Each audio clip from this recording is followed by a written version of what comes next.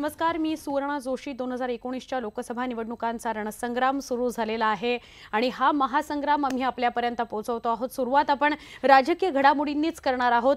शिवसेना भाजप युतीचा प्रचार शुभारंभ करवीर नगरी म्हणजेच कोल्हापूरमधून आज होतोय। कोल्हापूरमध्ये दिवसभर सगळ्या घडामोडी सुरू आहेत। या महामेळाव्याच्या अनुषंगाने कोल्हापूर शहरातल्या तपोवन मैदानावर हा प्रचार शुभारंभ होणार आहे आणि त्याची जोरदार तयारी या मैदानावर सध्या सुरू आहे। मुख्यमंत्री देवेंद्र फडणवीस आणि शिवसेना पक्षप्रमुख उद्धव ठाकरे यांच्यासह राज्यातील महायुतीचे दिग्गज नेते या महामेळाव्याला उपस्थित असणार आहेत। शिवसेना पक्षप्रमुख उद्धव ठाकरे आणि मुख्यमंत्री देवेंद्र फडणवीस यांच्या भाषणात विरोधकांचा हे दोघंही कसा समाचार घेतात हे पाहणं महत्त्वाचं ठरणार आहे।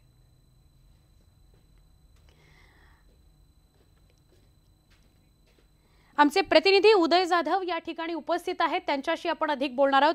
उदय, सांगाल कशा प्रकारची तयारी आहे, काय वातावरण आहे कोल्हापुरामध्ये?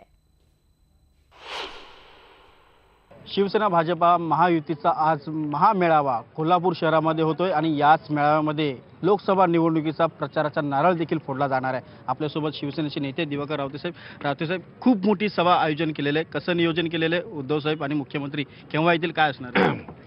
माननीय मुख्यमंत्री आणि उद्धवजी ह्या व्यासपीठावर 7:30 ते 7 मध्ये निश्चित येतील। महायुतीच्या सभेचा नारळ महालक्ष्मीचा आशीर्वाद घेऊन फोडावा ही संकल्पना शिवसेना प्रमुख असल्यापासून आहे आणि त्याप्रमाणे हा इथे युतीचा मेळावा होता, हा उमेदवारीचा मेळावा नाही।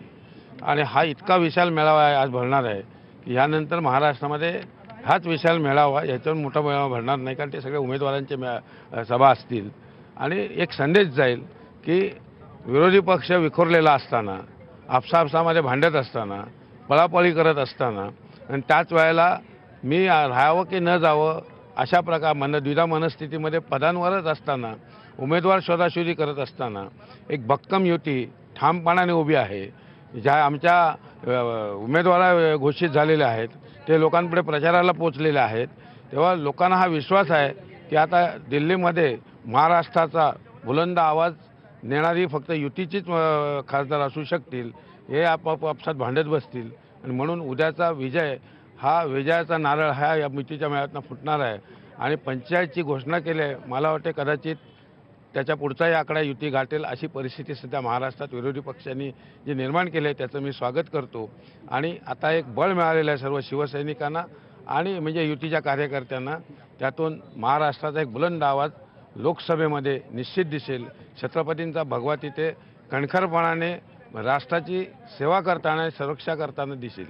पालघर आणि सातारा लोकसभा मतदारसंघातल्या उमेदवारांची घोषणा इकडे होऊ शकते का?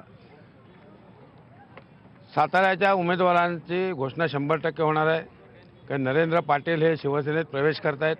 ते माथाडी कामगार सेनेचे माथाडी कामगारांचे नेते आहेत। कालच अण्णासाहेब पाटील यांची जयंती झाली।